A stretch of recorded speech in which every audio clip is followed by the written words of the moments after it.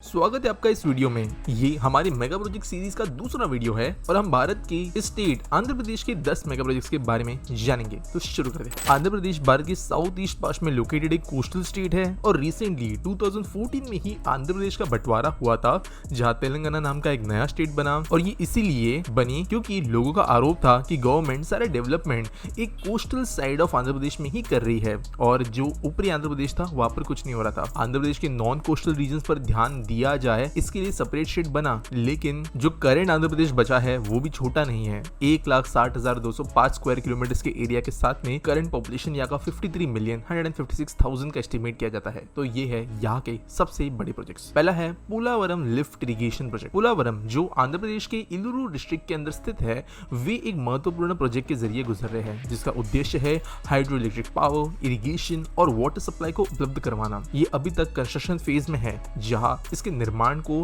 साल 2004 में शुरू किया गया था और एक्सपेक्टेड ओपनिंग डेट जुलाई 2025 की है। ये प्रोजेक्ट आंध्र प्रदेश सरकार द्वारा ओन्ड है और इसे ऑपरेट भी किया जाता है सरकार के द्वारा ही। इस प्रोजेक्ट के अंदर आता है एक concrete spillway, non overflow concrete dam और एक साथ अर्थ कम रॉक फिल्ड डैम जो गोदावरी नदी पे बना है। ये प्रोजेक्ट पोलावरम रिजर्वॉयर को क्रिएट करेगा, जिसकी कैपेसिटी होगी 194 TMC फीट और जो फुल लेवल पे ये नीचे होगा वो होगा 150 MSL। यहाँ एक पावर स्टेशन भी होगा जहाँ पे 12 टर्बाइन की इंस्टॉल कैपेसिटी होगी जो 960 मेगावाट्स ऑफ पावर को जनरेट करेगी, जिसकी एक्सपेक्टेड कमीशन डेट साल 2026 की है, जिसमें annual generation 2.29 billion kilowatt hour का होगा। और इस प्रोजेक्ट की टोटल कॉस्ट जो है वो है 60,000 करोड़ रुपीस। वैसे दोस्तों ये प्रोजेक्ट डिले में तो चल ही रहा था बहुत समय से, लेकिन इस प्रोजेक्ट का स्केल समझना भी जरूरी है। बहुत ही ज्यादा बड़े लेवल का ये प्रोजेक्ट है पूरी दुनिया के हिसाब से, और इसीलिए मल्टीपल ईयर्स की डेडलाइन होना इसके लिए बड़ी बात नहीं है। इनफैक्ट जो सरदार वल्लभ भाई पटेल डैम है गुजरात का, या जो ओवरऑल वो प्रोजेक्ट था, वो भी आजादी के कुछ सालों बाद नेहरू जी ने उसका फाउंडेशन स्टोन रखा था, जबकि मोदी जी जब पीएम बने उन्होंने इसका इनॉग्रेशन किया था।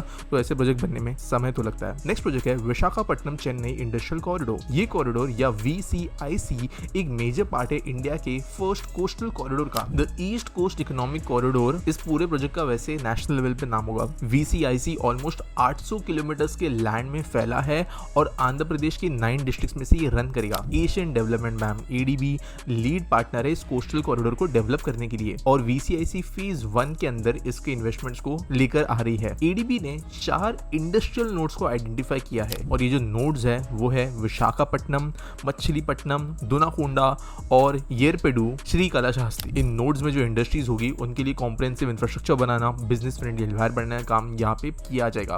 बेसिकली ये जो कॉरिडोर है यहाँ पर अलग अलग जगहों पे इंडस्ट्रियल एरियाज बनेंगे, जहाँ पर यूटिलिटीज, रोड्स, पानी, बिजली, sewage treatment plant, pollution control, इन सब चीज़ों को गवर्नमेंट प्रोवाइड करेगी। गवर्नमेंटल पॉलिसीज भी चेंज होगी ताकि इंडस्ट्रीज को अट्रैक्ट किया जा सके, और जो भी इंडस्ट्रीज होगी ये यहाँ पर अपनी फैक्ट्री सेटअप करेगी, जिसको जिससे इकोनॉमिक डेवलपमेंट आएगा। नेक्स्ट है Bengaluru Vijayawada expressway. BKV expressway 581 kilometre लंबा एक ऐसा एक्सप्रेसवे प्रोजेक्ट है जो कि पार्शियली एक्सेस कंट्रोल रोडवे होगा। कर्नाटका और आंध्र प्रदेश को ये जोड़ेगा। 2026 तक ये प्रोजेक्ट भारतमाला परियोजना फेज 2 के अंतर्गत बनाया जाएगा, और यहाँ इसका एस्टिमेटेड कॉस्ट है 19,320 करोड़ रुपीस का। ये प्रोजेक्ट दोनों ब्राउनफील्ड अपग्रेडेशन और ग्रीनफील्ड सेक्शंस के जरिए बनेगा, यानी जो एग्जिस्टिंग हाईवे है वहां पर इसका चौड़ाकरण और एक्सपांशन तो किया ही जाएगा, लेकिन कुछ सेक्शंस ऐसे होंगे जो कि ब्रांड न्यू बनेंगे नए खाली जमीन के ऊपर। सेक्शन का लेंथ जो होगा वो 624 किलोमीटर होगा, जहां पर 4 लेन 6 लेन दोनों होंगे। प्रोजेक्ट का पहला सेक्शन बेंगलुरु टू कोडिकोंडा है, जिसके बीच के अंदर ब्राउनफील्ड सेक्शन को अपग्रेड किया जा रहा है, और फिर कोलिकोंडा से लेके अडंगी तक ये ग्रीनफील्ड अलाइनमेंट में बनेगा। इसके बाद में वापस अडंकनी से लेकर विजयवाड़ा के बीच में जो ब्राउनफील्ड सेक्शन है उसी के अपग्रेडेशन करते हुए इसको बनाया जाएगा। या लेन्स 3.75 मीटर चौड़ी होगी, 3 मीटर का पेव्ड शोल्डर होगा और 2 मीटर का अनपेव्ड शोल्डर होगा, और साथ साथ 19.5 मीटर का डिप्रेस्ड मीडियम भी यहाँ पर होगा या बीच का डिवाइडर होगा। अगला प्रोजेक्ट है Visakhapatnam light metro. Visakhapatnam metro rail project एक proposed rapid rail transit system है जो कि एफिशिएंट पब्लिक ट्रांसपोर्टेशन सिस्टम और ट्रैफिक कंजेशन को रिड्यूस करने का एम रखता है। ये सिस्टम मेट्रो और ट्रैम के कॉम्बिनेशन के अंदर होगा, जो कि बनने के बाद में वर्ल्ड की लार्जेस्ट मेट्रो प्रोजेक्ट मानी जाएगी लाइट तरीके से। PPP या पब्लिक प्राइवेट पार्टनरशिप पे ये बन रहा है। इनिशियल प्रपोज लेंथ है इसकी 42.55 किलोमीटर्स, और रिसेंटली इसका DPR भी बाहर आया था। Visakhapatnam metropolitan regional development authority इसके रूट्स को कवर करने की कोशिश करेगी।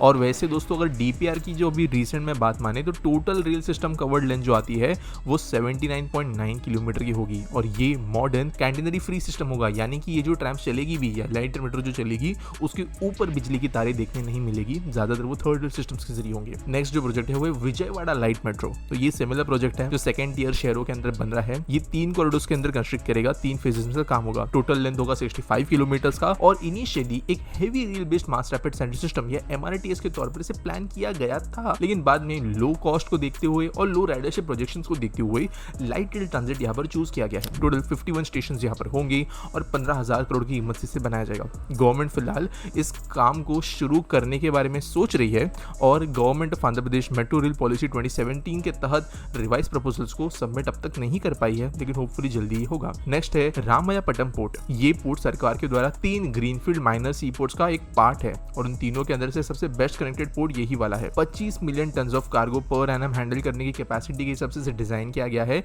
जबकि फ्यूचर की पूरी कैपेसिटी 138 मिलियन टन की होगी। और फेज 1 के अंदर 80,000 DWT या जो वाटर डिस्प्लेसमेंट होती है 80,000 क्यूबिक मीटर्स की, उतने लेवल का यहाँ पर जहाज अकोमोडेट कर पाए। इस तरीके के बर्थ्स होंगे, इस तरीके के आप कहें तो डॉकिंग होगी। इसकी वजह से होगा ये जो पैनामैक्स वेसल्स हो है या इतने बड़े वेसल्स जो पैनामा कैनाल में से गुजर भी नहीं सकते, वो भी यहाँ आ पाएंगे। टोटल 15 बर्थ होंगे और खर्च इस पोर्ट के लिए किया जाने वाला है 3,560 करोड़ रुपए। डेप्ट इक्विटी रेशियो जो होगा यहाँ पर इसकी फंडिंग के लिए वो होगा 58:42 का। और यहाँ पर वैसे इस प्रोजेक्ट को बनाने का काम शुरू हो गया है मल्टीपल कंपनीज के द्वारा। रामायपट्टनम पोर्ट डेवलपमेंट कॉर्पोरेशन लिमिटेड ये तो गवर्नमेंट ने स्थित की ही है, लेकिन साथ साथ नवयुगा इंजीनियरिंग कंपनी लिमिटेड और औरोबिंदो रियलिटी इंफ्रास्ट्रक्चर लिमिटेड, इनके बीच के अंदर एक जॉइंट वेंचर होते हुए सिविल वर्क्स के ऊपर काम चल रहा है और 36 महीनों में इसको पूरा कर दिया जाएगा अर्ली 2024 तक। नेक्स्ट है विजयवाड़ा एयरपोर्ट न्यू टर्मिनल। ये प्रोजेक्ट एक इंटीग्रेटेड एयरपोर्ट टर्मिनल है जहां पर विजयवाड़ा इंटरनेशनल एयरपोर्ट को डेवलप करने के लिए 35,000 स्क्वायर मीटर का